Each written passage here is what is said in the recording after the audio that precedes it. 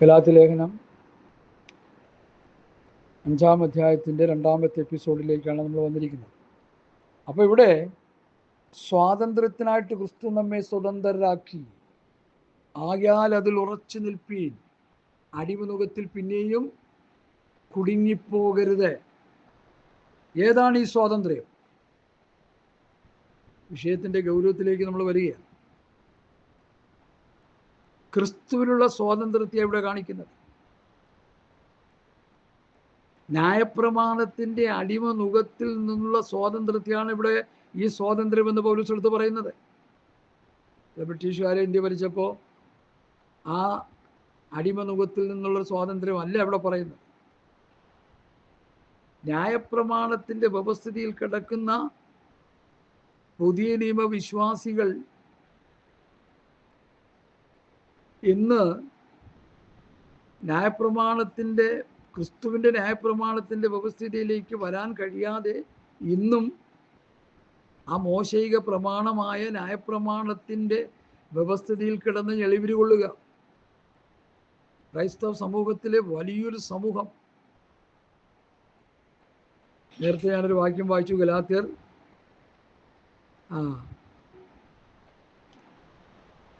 6-ാം അധ്യായത്തിൻ്റെ 2-ാം വാക്യം, തമ്മിൽ ഭാരങ്ങളെ ചുമപ്പിൻ, ഇങ്ങനെ ക്രിസ്തുവിൻ്റെ ന്യായപ്രമാണം നിവർത്തിപ്പീൻ.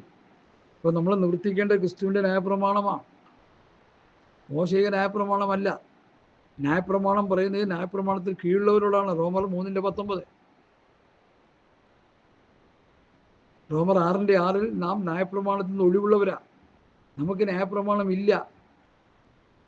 ന്യായപ്രമാണം ഇല്ലാതിരിക്കെ ന്യായപ്രമാണത്തിൽ വിരചിതമായ സങ്കീർത്തനങ്ങളും പഴയ നിയമങ്ങളും ഒക്കെ സഭയിൽ പഠിപ്പിക്കുന്നത് നിമിത്തം ജനം ന്യായപ്രമാണത്തിൻ്റെ വ്യവസ്ഥിതിയിലേക്ക് അവരറിയാതെ അവർ പോവുകയാണ്. ആ ബന്ധനത്തിൽ അവർ കുടുങ്ങിക്കിടക്കുക.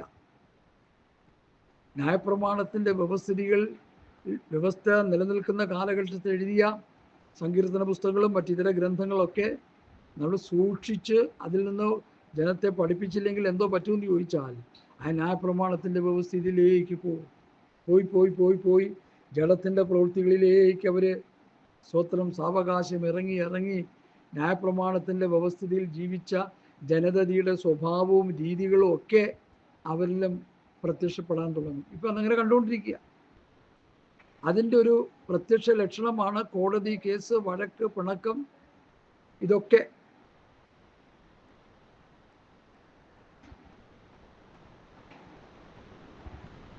ഗലാത്യ ലേഖനം 4:8-9 ഒന്ന് വായിച്ച്. 4:8-9.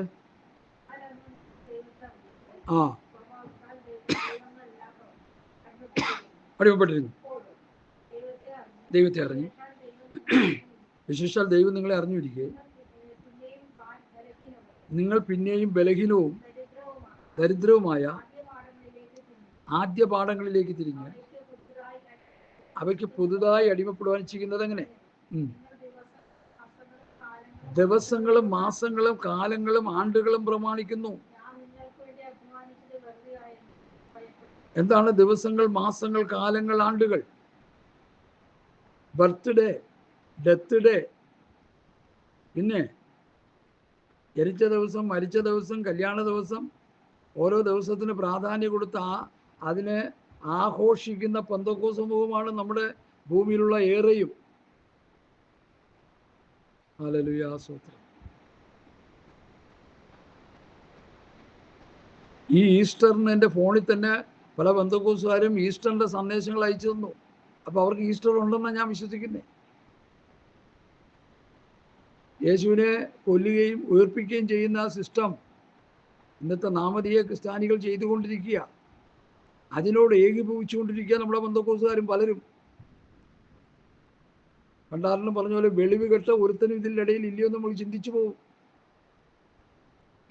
ക്രിസ്മസ് 25 തീയതിയാണെന്ന് പറഞ്ഞ് ആഘോഷിക്കുന്ന പെന്തക്കോസ്തുകാരെ എനിക്കറിയാം. ഞങ്ങളൊക്കെ അങ്ങനെ ആഘോഷിച്ചുകൊണ്ടിരുന്നവരല്ലേ. ഈ ബർത്ത്ഡേയും ഡെത്ത് ഡേ ഒക്കെ ആഘോഷിച്ചുകൊണ്ടിരുന്നവരാണ് ഞാനും. ഈ പൗലൂസിൻ്റെ പഠിപ്പിക്കൽ വന്നപ്പോഴാണ് കാര്യങ്ങൾ മനസ്സിലായത്. നിങ്ങൾ ദിവസങ്ങൾ, മാസങ്ങൾ, കാണ്ടങ്ങൾ, ആളുകൾ പ്രമാണിക്കുന്നു, ഞാൻ നിങ്ങൾക്ക് വേണ്ടി അധ്വാനിച്ചത് വെറുതെയാ എന്ന് ഭയപ്പെടുന്നു.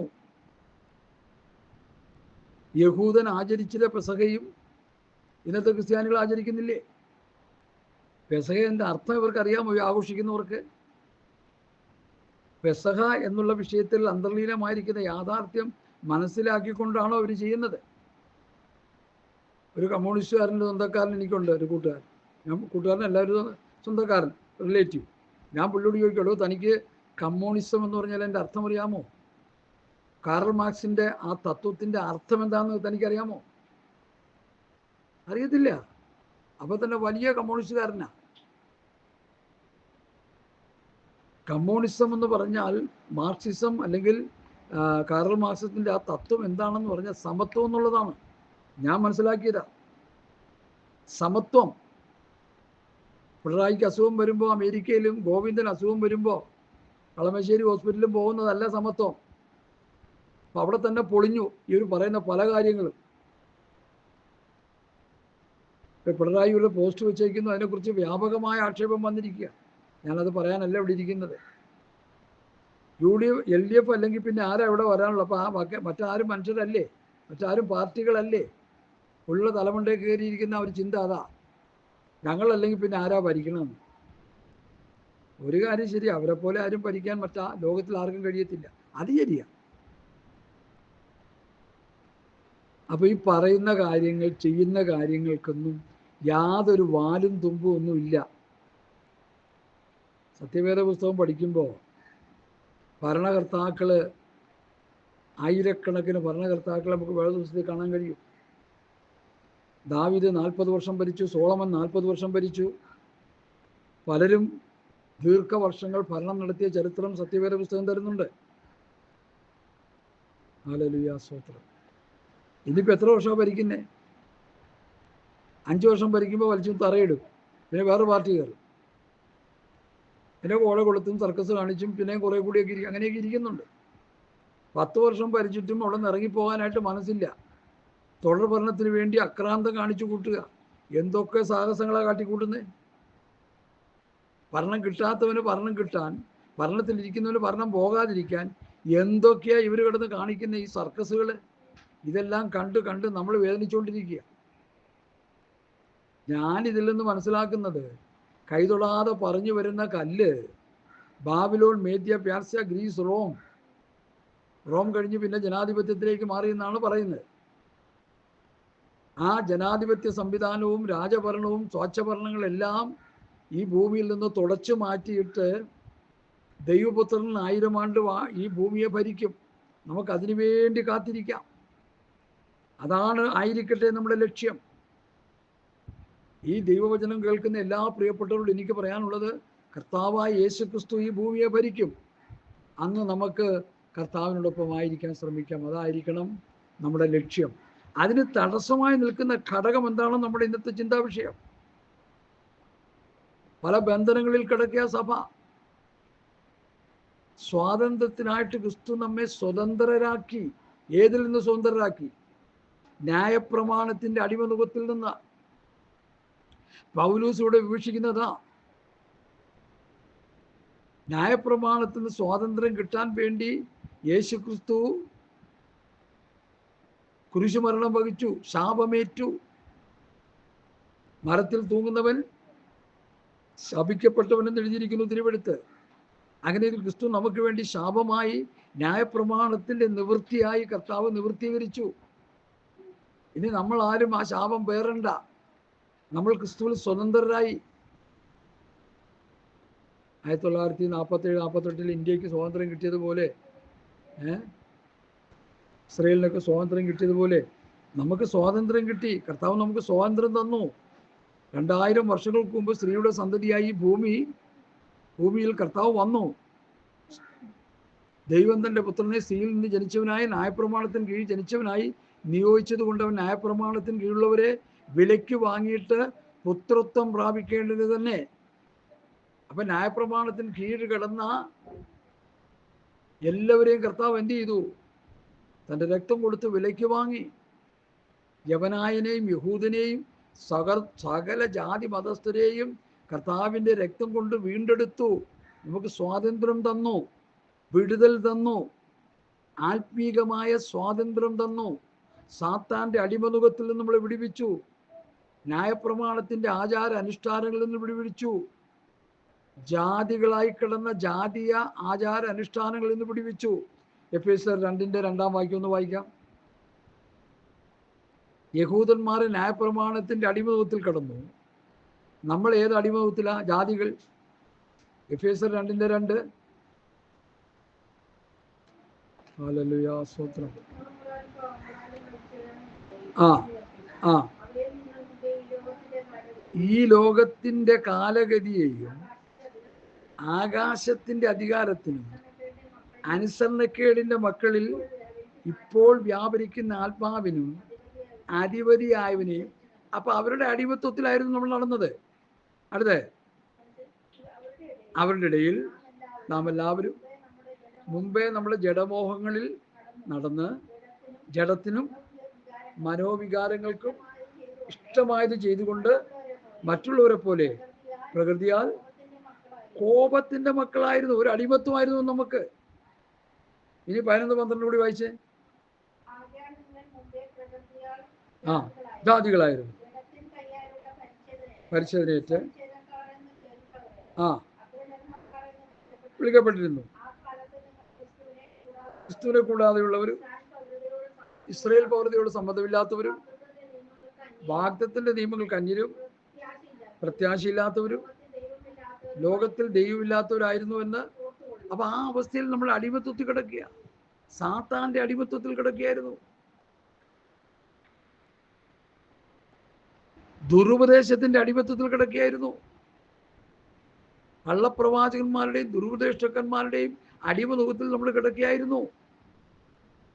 എല്ലാ നിലയിലും നമ്മൾ അടിമത്വം അനുഭവിച്ച് കിടന്നവരാണ്. ന്യായപ്രമാണത്തിന് കീഴിൽ അടച്ചു സൂക്ഷിച്ചിരുന്നു എന്ന് ഗലാത്യ ലേഖനം. ആ അനുഭവത്തിൽ നിന്ന് എന്ത് ചെയ്തു കർത്താവ്? നമ്മളെ സ്വാതന്ത്ര്യത്തിനായിട്ട് ക്രിസ്തു നമ്മെ സ്വതന്ത്രരാക്കി, നമ്മളെ സ്വാതന്ത്ര്യത്തിലേക്ക് നടത്തി. ആ സ്വാതന്ത്ര്യത്തിലേക്ക് നമ്മൾ നടത്തിയെങ്കിൽ എന്ത് ചെയ്യണം? ഇനി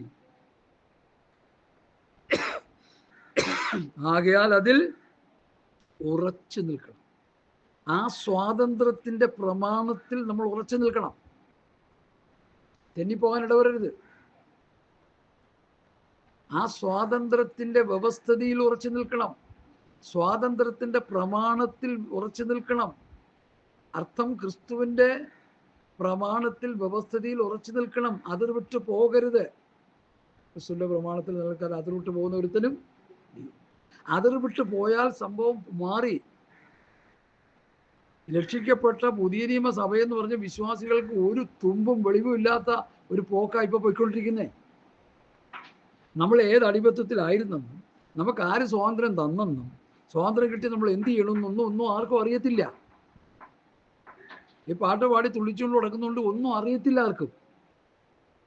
ഈ അമ്പലക്കാള പോണ പോലെ ഇങ്ങനെ പോവുക. ഒരു പാട്ട് കൊണ്ട് ഒരു ആരാധന നടത്തുന്ന വീരന്മാരുണ്ട് ഞങ്ങളുടെ എറണാകുളം പട്ടണത്തില്. വീരന്മാരെന്ന് പറയാൻ പാടില്ല, വീരപ്പന്മാരെന്ന് പറയണം അവരെ കുറിച്ച്. ഒരു പാട്ട് കൊണ്ട് ഒരു ആരാധന. ദൈവാത്മാവ് എനിക്കൊരു പാട്ട് തന്നു, ആ പാട്ട് നമുക്ക് ഒരുമിച്ച് പാടാന്ന് പറഞ്ഞ് പാടി പാടി പാടി മുതലക്കണ്ണീരൊഴുക്കി എന്തോ ചെയ്യുക. ഈ സർക്കസ് കാണിച്ചുകൊണ്ടിരിക്കുന്ന ഒരു ഗ്രൂപ്പ് പാടി അങ്ങോട്ടും ഇങ്ങോട്ടും കിടന്ന് ബഹളം വയ്ക്കുക, തുള്ളിച്ചാടുന്നു, കരയുന്നു, പിടിക്കുന്നു. അങ്ങനെയെങ്കിൽ പിന്നെ എന്തിനാണാവോ ഈ ഉപദേശം? എന്തിനാണ് ഈ സത്യവചനം പത്യവചനം? അപ്പൊ മൂഢസ്വർഗത്തിൽ പോവുകയാണ് ഇന്നത്തെ ക്രൈസ്തവ സമൂഹം നല്ലൊരു ശതമാനവും. ഇത് അടിമത്വത്തിലാണ്. ക്രിസ്തു നമ്മെ സ്വതന്ത്രരാക്കിയെന്ന് അറിയാതെ അടിമത്വത്തിൽ കിടക്കുകയാണ് ഈ കൂട്ടര്. മനസ്സിലാക്കുക. ഇനിയെങ്കിലും സ്വാതന്ത്ര്യത്തിൽ ജീവിക്കാനാണ് കർത്താവ് നമ്മെ സ്വതന്ത്രരാക്കിയത്. സ്വാതന്ത്ര്യം ലഭിച്ചവൻ പിന്നെ അടിമനുഖത്തിലേക്ക് പോകരുത്.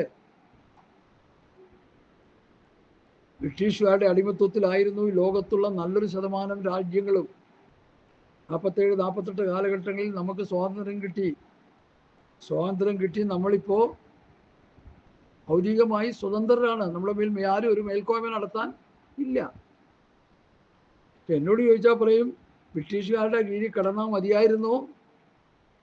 ഇപ്പോൾ ഉള്ള സ്വാതന്ത്ര്യമല്ലെന്ന് ബ്രിട്ടീഷുകാർ ഭരിച്ചിരുന്ന കാലഘട്ടത്തിൽ ഉണ്ടായിരുന്ന വയോവൃദ്ധന്മാരായ പലരും പറഞ്ഞ് ഞാൻ എൻ്റെ ചെവി കൊണ്ട് കേട്ടിട്ടുണ്ട്. അവർ ഭരിച്ചിരുന്നെങ്കിൽ, അവരുടെ അടിമനൂത്തിൽ കിടന്നിരുന്നെങ്കിൽ നമ്മുടെ രാജ്യം ബ്രിട്ടീഷ് പോലെ വളരെ ഹൈടെക് ഒരു രാജ്യമായി മാറി തന്നെ. എല്ലാവിധ സുഖ സൗകര്യങ്ങളും സംവിധാനങ്ങളും ഉള്ള നല്ല മനോഹരമായൊരു രാജ്യമായി നമ്മുടെ ഇന്ത്യ രാജ്യം തീർന്നതന്നെ. കാരണം അവർ ഭരിച്ചു കഴിഞ്ഞാൽ അവരുടെ മോഡേൺ സിസ്റ്റങ്ങളെല്ലാം ഇവിടെയും കൊണ്ടുവരും, അവരുടെ ആചാര രീതികളെല്ലാം ഇവിടെയും കൊണ്ടുവരും. ബ്രിട്ടീഷുകാരുടെ വികസനങ്ങളെല്ലാം നമുക്കും കിട്ടും. കംപ്ലീറ്റ് ഭരണം അവരുടെ കയ്യിലാണെങ്കിൽ അവരെ പോലെ ബ്രിട്ടീഷ് രാജ്യം പോലെ ഈ രാജ്യമായി തീരും. ഇപ്പോൾ കുട്ടിച്ചോറായി കിടക്കുകയല്ലേ. ജനാധിപത്യ സംവിധാനമുള്ള ഇന്ത്യ രാജ്യം ജനാധിപത്യത്തെ കശാപ്പ് ചെയ്യുന്ന കശ്മലന്മാരുടെ കയ്യിലായില്ലേ. ഈ രാഷ്ട്രീയത്തിൻ്റെ ഈ ഇലക്ഷൻ സമയത്ത് പലരും പ്രസംഗിക്കുന്ന കേട്ട് കഴിഞ്ഞ് ഞാൻ തല പോഞ്ഞിരിക്കുക. പലരുടെയും രീതിയിൽ ഞാനിതൊക്കെ ഒന്ന് കേൾക്കും, കാര്യങ്ങൾ മനസ്സിലാക്കാൻ.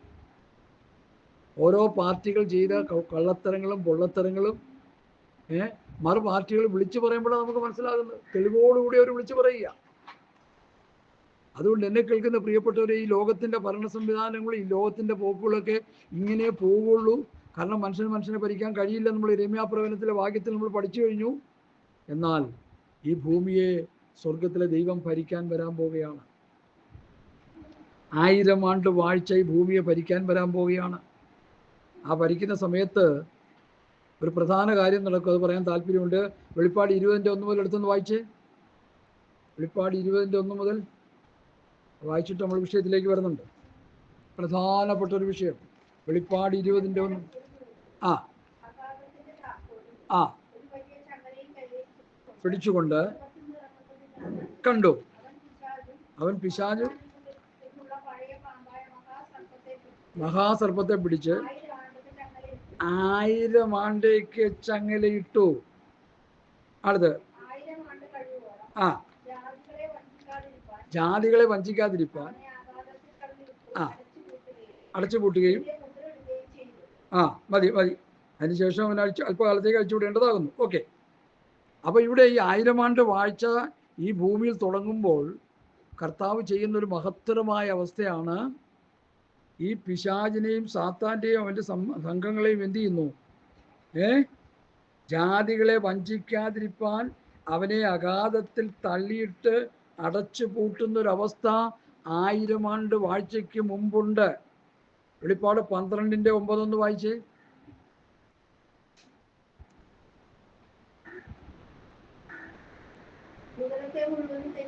ഭൂതലത്തെ മുഴുവൻ തെറ്റിച്ചു കളയുന്ന പിശാചും സാത്താനും എന്ന മഹാസർപ്പമായ പഴയ പാമ്പിനെ ഭൂമിയിലേക്ക്.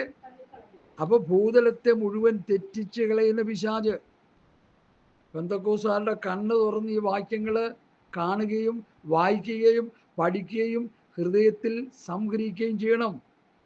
വെളിപ്പാട് 12:9 വെളിപ്പാട് 20:1 മുതൽ 3 വരെയുള്ള വാക്യങ്ങളും ജാതികളെ വഞ്ചിച്ചു കൊണ്ടിരിക്കുന്ന ഒരു സാത്താൻ. 1 യോഹന്നാൻ 5:19 സർവ്വലോകവും ദുഷ്ടന്റെ അധീനതയിൽ കിടക്കുന്നു. അപ്പൊ ഈ ലോകം മുഴുവൻ പിശാചിന്റെ അടിമമുഖത്തിലാണെന്ന് പെന്തക്കോസ്തുകാരെ ഇനിയെങ്കിലും നമ്മൾ മനസ്സിലാക്കണം. നമ്മുടെ ആത്മീക കണ്ണ് തുറന്ന്, ആത്മീകമായി നമ്മുടെ ഹൃദയം തുറന്ന് ഈ വിഷയങ്ങളെ നമ്മൾ നന്നായിട്ട് ഹൃദയത്തിൽ സംഗ്രഹിക്കണം. ഈ ലോകം ഭരിക്കുന്നത് സാത്താനാണ്. സാത്താൻ ഭരിക്കുമ്പോൾ ഈ ലോകത്തിൻ്റെ ഭരണ സംവിധാനം ആഗ്രഹിക്കുന്ന പാസ്റ്റർമാരും വിശ്വാസികളും ചിന്തിച്ചോണം, സാത്താനോട് കൂടെ ചേർന്ന് ഞങ്ങളും കൂടി ഭരിച്ചോട്ടെ എന്ന് ചോദിക്കുന്നതിന് തുല്യമാണത്. ശരിയല്ലേ? ലോകം സാത്താൻ്റെ ഭരണത്തിൻ്റെ കീഴിലാണെങ്കിൽ സാത്താനെ നിന്നോടൊപ്പം ചേർന്ന് ഞങ്ങളും കൂടി ഭരിച്ചോട്ടെ എന്ന് ചോദിക്കുകയല്ലേ ഇവിടുത്തെ പാസ്റ്റർമാരും വിശ്വാസികളും. അതിനുള്ള അണിയറക്കങ്ങളല്ലേ ചെയ്തുകൊണ്ടിരിക്കുന്നത്. ഇനിയെങ്കിലും ഈ ബോധം കെട്ട അവസ്ഥ വിട്ടിട്ട് സുബോധം വരാനായിട്ടാണ് ഞാനിത് പറയുന്നത്. ഇത് കേൾക്കുന്നവർ നിങ്ങൾ അങ്ങനെയുള്ള ഭരണം ചെയ്യുന്നവരോട് പറഞ്ഞു കൊടുക്കുക. 1 യോഹന്നാൻ 1:19 സർവ്വലോകവും ദുഷ്ടതയിൽ കിടക്കുന്നു. യോഹന്നാന്റെ സുവിശേഷത്തിൽ ഒട്ടനവധി ഭാഗങ്ങളിൽ ഈ ലോകത്തിന്റെ പ്രഭു സാത്താൻ, ഈ ലോകത്തിന്റെ പ്രഭു സാത്താൻ, ഈ ലോകത്തിന്റെ പ്രഭു സാത്താൻ. 2 കൊരിന്ത്യർ 4:4 ദൈവപ്രതിമയായ ക്രിസ്തുയേശുവിന്റെ തേജസ്സുള്ള സുവിശേഷം ശോഭിക്കാതിരിപ്പാൻ ഈ ലോകത്തിന്റെ ദൈവം അവിശ്വാസികളുടെ മനസ്സ് കുരുടാക്കി. അപ്പൊ ഈ ലോകത്തിനൊരു ദൈവമുണ്ട്, അവൻ ഇന്നർ ഭരണം നടത്തുകയാണ്. അതുകൊണ്ട് ഈ ലോകത്തിൻ്റെ ഭരണ സംവിധാനം, ഭരണചക്രം പിടിക്കാൻ പോകുന്ന ബഹുമാനപ്പെട്ട പാസ്റ്റർമാരെ, വിശ്വാസികളെ, ഗുണം പിടിക്കാത്തവരെ, നിങ്ങൾ മനസ്സിലാക്കുക, നിങ്ങൾ സാത്താനോടൊപ്പം ചേർന്ന് ഭരണം നടത്താനായിട്ട് ശ്രമിക്കുകയാണ്. ഇത് അപകടമാണ്. നിങ്ങൾക്ക് വചനത്തെക്കുറിച്ചുള്ള വെളിവില്ലാത്തത് കൊണ്ടാണ്, വെളിവ് കേടുള്ളത് കൊണ്ടാണ് നിങ്ങൾ അങ്ങനെ പോകുന്നത്. തിരുവഴുത്തുകളെയും ദൈവശക്തിയും അറിയായികയാൽ തെറ്റിപ്പോകുന്നു. തിരുവഴുത്തുകളെയും ദൈവശക്തിയും തിരിച്ചറിയണം, ഇല്ലെങ്കിൽ തെറ്റിപ്പോകും, തെറ്റിക്കിടക്കുകയാണ്. ഈ ലോകം ഭരിക്കുന്നത് സാത്താനാണ്.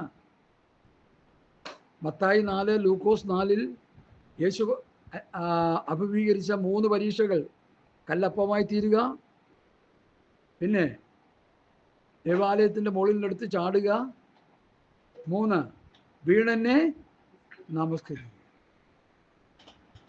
ഇന്നത്തെ പാസ്റ്റർമാരോ പ്രസിഡന്റുമാരോ സെക്രട്ടറിമാരോ ഒക്കെ ആയിരുന്നെങ്കിൽ ഇത് 3 ചെയ്ത് ഈ ലോകത്തിൻ്റെ ഭരണ സാന്നിധ്യം അവരുടെ കൈ കിട്ടിയത്, യാതൊരു സംശയമില്ല കാര്യത്തിൽ.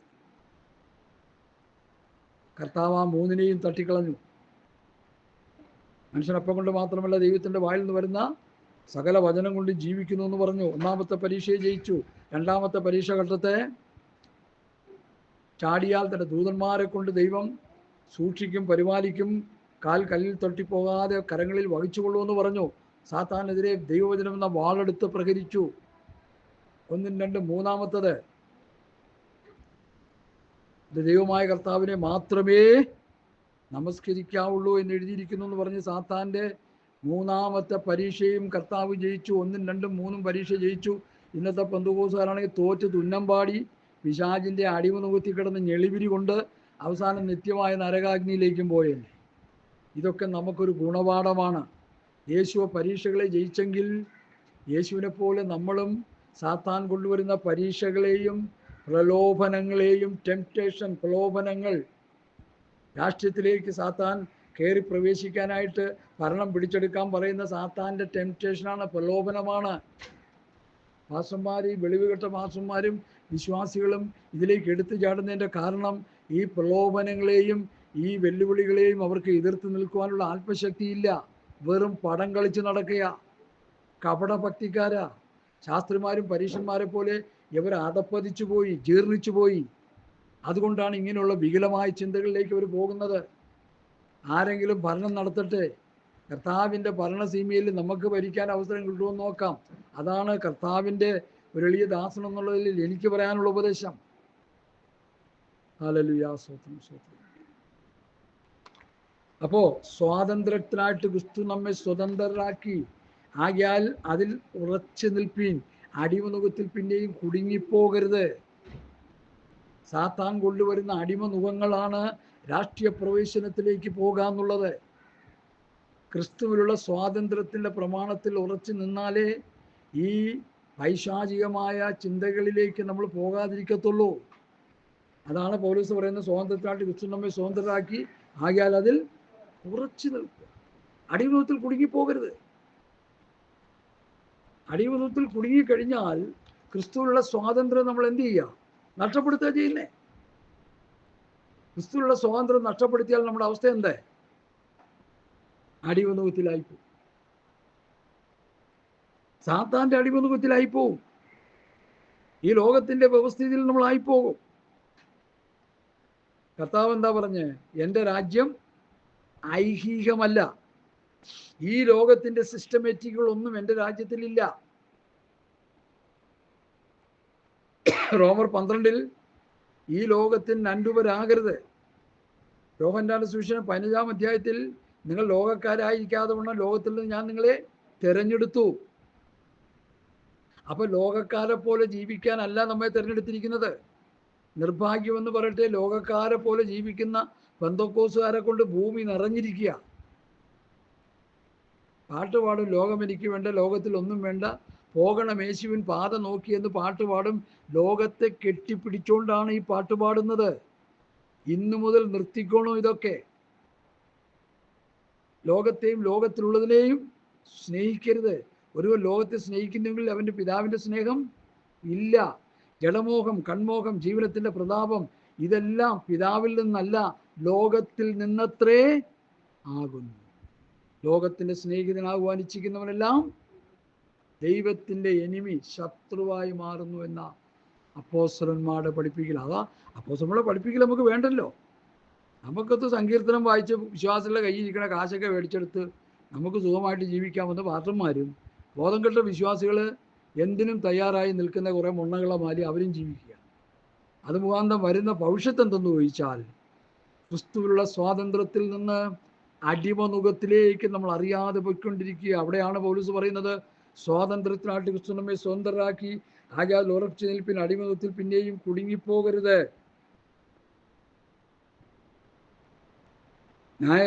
ന്യായപ്രമാണത്തിന്റെ വ്യവസ്ഥയിൽ നിന്നവരോട് കർത്താവ് പറഞ്ഞു, നിങ്ങൾക്ക് ന്യായപ്രമാണം ലഭിച്ചുവെങ്കിലും നിങ്ങൾ ന്യായപ്രമാണം പ്രമാണിക്കുന്നില്ല. സ്തെഫാനോസിന്റെ മരണസമയത്തും സ്തെഫാനോസ് വിളിച്ചു പറഞ്ഞു, ദൈവദൂതന്മാരുടെ നിയോഗങ്ങളായി നിങ്ങൾക്ക് ന്യായപ്രമാണം ലഭിച്ചുവെങ്കിലും നിങ്ങളത് പ്രമാണിക്കുന്നില്ല. അവർക്ക് കിട്ടിയ ന്യായപ്രമാണം അവർ അനുസരിച്ചില്ല. അവർ അത് അനുസരിക്കണമായിരുന്നു. അവർക്ക് അനുസരിക്കാൻ പറ്റാത്തതുകൊണ്ട് ഇന്നത്തെ പെന്തക്കോസ്തുകാരെല്ലാം അനുസരിക്കാൻ പോവുക. വിചിത്രമായൊരു തമാശ. അവർക്കനുസരിക്കാൻ പറ്റില്ല, അതുകൊണ്ട് ഞങ്ങൾ അനുസരിക്കാൻ പോവുക. നിങ്ങളെന്നല്ല, ലോകത്തിൽ ഒരു മനുഷ്യർക്ക് അനുസരിക്കാൻ പറ്റത്തില്ല. അനുസരിക്കാൻ കഴിയാവുന്നൊരു പ്രമാണമല്ല തന്നാ പൗലോസ് പഠിപ്പിക്കുന്നേ. ഒരു ടെമ്പററി ലോ, താൽക്കാലിക നിയമനം, താൽക്കാലികമായൊരു പ്രമാണം. അത് കുറച്ചു കാലത്തേക്കേ ഉള്ളൂ. കുറച്ചു കാലം എന്ന് പറയുമ്പോൾ എങ്ങനെയാ? സ്ത്രീയുടെ സന്തതി വരുവോളം. ന്യായപ്രമാണം എന്തിന്? വാഗ്ദത്തം ലഭിച്ച സന്തതി വരുവോളം. അത് ലംഘനങ്ങൾ നിമിത്തം കൂട്ടിച്ചേർത്തതും ദൂതന്മാർ മുഖാന്തരം മധ്യസ്ഥന്റെ കയ്യിൽ ഏൽപ്പിച്ചതും അത്രേ. ജീവിപ്പാൻ കഴിയുന്ന ഒരു ന്യായപ്രമാണം നൽകിയിരുന്നുവെങ്കിൽ ന്യായപ്രമാണം വാസ്തവമായി നീതിക്ക് ആധാരമാകുമായിരുന്നു. 19, 20, 21, 21 വാക്യങ്ങൾ.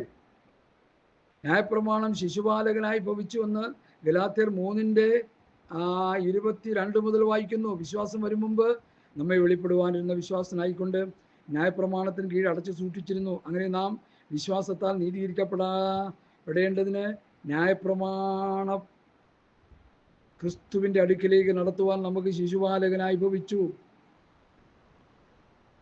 വിശ്വാസം വന്ന ശേഷം നാം ഇനി ശിശുപാലകന്റെ കീഴിലല്ല.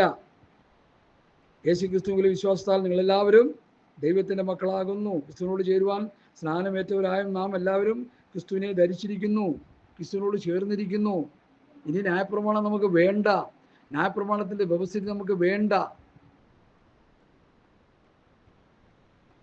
ദൈവമായ കർത്താവിനെ പൂർണ്ണഹൃദയത്തോടും പൂർണ്ണാത്മാവോടും പൂർണ്ണ ശക്തിയോടും കൂടി സ്നേഹിക്കണമെന്നുള്ളതും നിന്റെ കൂട്ടുകാരൻ നിന്നെപ്പോലെ തന്നെ സ്നേഹിക്കണമെന്നുള്ളത് ന്യായപ്രമാണ ആ കൽപ്പന മുഴുവൻ, 2 കൽപ്പനകളിൽ ന്യായപ്രമാണം മുഴുവനും അടങ്ങിയിരിക്കുന്നു എന്ന് കർത്താവ് പഠിപ്പിച്ചു, പൗലോസ് പഠിപ്പിച്ചു. ഇതൊന്നും പഠിക്കാൻ ആളില്ല, കേൾക്കാൻ ആളില്ല. ഇതൊന്നും പ്രസംഗിച്ച ആൾക്കാർക്ക് വേണ്ട. കണ്ട ചപ്പും ചോറും പ്രസംഗിച്ചു കഴിഞ്ഞാൽ 2 ലക്ഷം, 3 ലക്ഷം, 4 ലക്ഷം പേരാ കേൾക്കുന്നത്.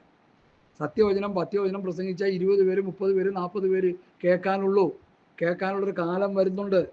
അപ്പത്തിനായിട്ടുള്ള വിശപ്പല്ല, വെള്ളത്തിനായിട്ടുള്ള ദാഹവുമല്ല. ദൈവത്തിൻ്റെ വചനത്തിന് വേണ്ടിയുള്ള ദശപ്പും ദാഹവും ദേശത്തുമേൽ അയക്കുന്നു. അന്ന് കണ്ടുകിട്ടത്തില്ല. കർത്താവ് സഭ എടുത്തു കഴിഞ്ഞാൽ വചനത്തിന് വേണ്ടി അന്വേഷിച്ച് വിദേശ രാജ്യങ്ങളിൽ വിസ എടുത്തു പോയി അന്വേഷിക്കുമെന്ന് ആമോസ് എത്രയോ ആയിരക്കണക്ക് വർഷങ്ങൾക്ക് മുമ്പ് പ്രവചിച്ച പ്രവചനം അത് സംഭവിക്കാൻ പോവുക. അതുകൊണ്ട് ഇപ്പോൾ കേട്ടനുസരിച്ച് ജീവിച്ചാൽ നമുക്ക് രക്ഷ. ഇപ്പോഴാകുന്ന സുപ്രസാദ കാലം, ഇപ്പോഴാകുന്ന രക്ഷാ ദിവസം. അപ്പോൾ നമ്മൾ ഈ കേൾക്കുന്ന വചനങ്ങൾ കേൾക്കാൻ വേണ്ടി കൊതിക്കുന്ന, ദാഹിക്കുന്ന കാലങ്ങൾ വരും. പ്രിയമുള്ളവരെ, നമ്മൾ നന്നായിട്ട് മനസ്സിലാക്കുക. ഹല്ലേലൂയ.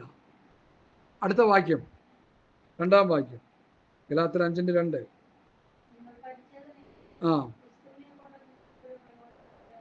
അപ്പോൾ നിങ്ങൾ പരിച്ഛേദന കേൾക്കാനായിട്ട് പോയാൽ ക്രിസ്തുവിനെ കൊണ്ടൊരു പ്രയോജനമില്ല.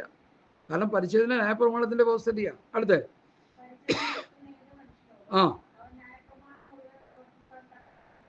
പരിച്ഛേദന കേൾക്കുന്നവൻ ന്യായപ്രമാണം മുഴുവനും അനുസരിപ്പാനായിട്ട് കടപ്പെട്ടിരിക്കുന്നു. അടുത്ത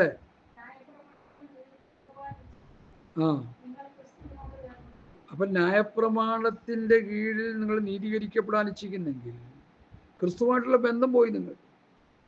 കാരണം ന്യായപ്രമാണത്തിൽ നീതീകരണമില്ല, ശിക്ഷ മാത്രമേ ഉള്ളൂ. നീതീകരണം യേശുക്രിസ്തുവിൽ വിശ്വസിക്കുന്നതിലൂടെ പുതിയ നിയമ ഭക്തന് കിട്ടുന്ന ഒരു ആത്മീയ അനുഭവമാണ്, വിലപ്പെട്ട അനുഭവമാണ്. നീതീകരണം യേശുക്രിസ്തുവിൽ വിശ്വസിക്കുമ്പോഴേ കിട്ടത്തുള്ളൂ. റോമർ 5:1 യേശുക്രിസ്തുവിൽ വിശ്വസിക്കുമ്പോൾ നമുക്ക് നീതീകരണം കിട്ടും. നീതീകരണം കിട്ടിയവൻ കർത്താവിനെ രക്ഷിതാവും കർത്താവുമായി സ്വീകരിച്ച് പിതാവിൻ്റെയും പുത്രൻ്റെയും പരിശുദ്ധ നാമത്തിൽ സ്നാനപ്പെട്ട് പരിശുദ്ധാഭിഷേകം പ്രാപിച്ച് നീതി ചെയ്ത് വിശുദ്ധീകരണം പ്രാപിച്ച് നിത്യജീവനിലേക്ക് പ്രവേശിക്കണം. അതാണ് ഉപദേശത്തിൻ്റെ ഒരു ഷോർട്ട് രൂപം. നീതീകരണം യേശുക്രിസ്തുവിൽ വിശ്വസിക്കുമ്പോൾ ആദാമെ പാപത്തിൽ നിന്ന് ദൈവം നമ്മെ മോചിപ്പിച്ചു എന്നുള്ളതിൻ്റെ ഒരു അടയാളമാണ്. ദൈവം നമ്മെ നീതീകരിച്ചു. കുറ്റവാളിയായ വ്യക്തിയെ വെറുതെ വിടുന്നതിന് തുല്യം. കുറ്റവാളി പ്രതിക്കൂട്ടി നിൽക്കുമ്പോൾ ആ കുറ്റവാളിക്ക് വേണ്ടി വേറൊരാൾ ആ കുറ്റം ഏറ്റെടുത്താൽ ആ കുറ്റവാളിയെ വെറുതെ വിടുന്നത് പോലെ യേശുക്രിസ്തു നമുക്ക് വേണ്ടി ശാപമായി തീർന്നപ്പോൾ നമ്മുടെ മേൽ ദൈവത്തിൻ്റെ നീതീകരണം വന്നു. ദൈവം നീതിമാൻ എന്ന് നമ്മൾ പ്രഖ്യാപിച്ചു. അതാണ് നീതീകരണം. അതിശയം നിൽക്കുന്ന ഏത് മനുഷ്യനോടവൻ ന്യായപ്രമാണം മുഴുവൻ നിവർത്തിപ്പാൻ കടംപെട്ടിരിക്കുന്നു എന്നും പിന്നെയും സാക്ഷീകരിക്കുന്നു. ന്യായപ്രമാണത്താൽ നീതീകരിക്കപ്പെടുവാൻ ഇച്ഛിക്കുന്ന നിങ്ങൾ ക്രിസ്തുവിനോട് വേറുപെട്ടുപോയി, കൃപയിൽ നിന്ന് വീണുപോയി. അപ്പം ന്യായപ്രമാണത്താൽ നീതീകരണം ഇല്ല. നീതീകരണം യേശു ക്രിസ്തുവിൽ വിശ്വസിക്കുന്നതിലൂടെ ലഭിക്കുന്ന ഒരു മഹത്തരമായ അനുഭവമാണ് നീതീകരണം, ജസ്റ്റിഫിക്കേഷൻ. കുറ്റവിമുക്തനാക്കുന്ന അവസ്ഥ. കൊടും കുറ്റവാളിയെ ഫ്രീ ആയി വിടുമ്പോൾ ആ കുറ്റം ചെയ്തവൻ്റെ ആ കുറ്റത്തെ വേറൊരാളെ ഏറ്റെടുക്കുമ്പോൾ ഇദ്ദേഹം രക്ഷപ്പെടുന്നത് പോലെ ദൈവത്തിൻ്റെ നീതീകരണം. ലോകത്തിൻ്റെ പാപത്തെ ചുമന്നൊഴിക്കുന്ന ദൈവത്തിൻ്റെ കുഞ്ഞാട് നമുക്ക് വേണ്ടി യാഗമായപ്പോൾ നമ്മുടെ പാപങ്ങൾ മുഴുവൻ കർത്താവ് ആവഹിച്ചുകൊണ്ട് മരിച്ചു. നമ്മളെ സ്വതന്ത്രരാക്കി, നീതീകരിച്ചു, കുറ്റവിമുക്തരാക്കി. അതാണ് ജസ്റ്റിഫിക്കേഷൻ, നീതീകരണം. നീതീകരണം പ്രാപിച്ചവൻ നീതി ചെയ്ത് വിശുദ്ധീകരണം പ്രാപിച്ച് തേജസ്കരണത്തിലേക്ക് നടത്തപ്പെടണം. നീതീകരണം, വിശുദ്ധീകരണം, തേജസ്കരണം, ഈ 3 പഠനങ്ങൾ റോമാലേഖനത്തിലുണ്ട്. ഇത് ആരും പഠിക്കുന്നില്ല, പഠിപ്പിക്കുന്നുമില്ല, അറിയത്തില്ല. അതുകൊണ്ടാണ് പഠിപ്പിക്കാത്തത്. നീതീകരണം, വിശുദ്ധീകരണം, തേജസ്കരണം എന്നുള്ള ഉപദേശം റോമാലേഖനം 6, 7, 8 വരെയുള്ള അധ്യായങ്ങളിൽ വ്യാപിച്ചു കിടക്കുന്ന ഉപദേശമാണ്. അത് അവിടെ നിന്നായിട്ട് പറക്കിയെടുത്ത് ആ വാക്യങ്ങൾ ലിങ്ക് ചെയ്ത് പഠിപ്പിക്കാനായിട്ട് പ്രാപ്തന്മാരായ ദേവദാസന്മാർ ഭൂമിയിൽ കുറവാണ്. വളരെ വിരലെണ്ണാവുന്നവരേ ഉള്ളൂ. ബഹുഭൂരിപക്ഷങ്ങൾക്കും അത് വെളിപ്പെട്ടിട്ടില്ല. സത്യം. ഹല്ലേലൂയ. സ്തോത്രം, സ്തോത്രം. അടുത്ത 5-ാമത്തെ വാക്യത്തിലേക്ക് വരാം. ആ